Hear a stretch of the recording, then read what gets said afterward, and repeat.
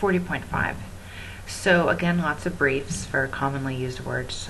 Most of them I'm planning to adopt, and I also like how we're starting to learn briefs for phrases like with and have for. I know from talking to people in the full-time program, they say once you start to get really fast, there's a tendency to drop little words. So I think learning briefs for phrases that incorporate those little words is probably going to help us in the long run.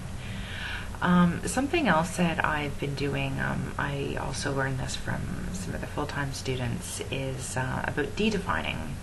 Like I know in Phoenix, there's a lot of words with endings like, D and G and Z, and you can sometimes tack it on as a one stroke, but sometimes you can't. For instance, called. If you try to do called like K-A-U-L-D, it'll come up as an untranslate.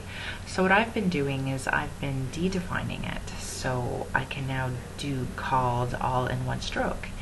And it does take a bit of time initially setting all that up and setting your dictionary up. But at the same time, I figure we're in this program for the long haul. So to me, it kind of makes sense to spend the time now setting my dictionary up so that when I graduate and I start working, that's not when I'm okay now, now's the time to start making all these briefs, and I'm hoping that that'll pay off too, because obviously it's quicker to do things in one stroke than two. Or another example is people.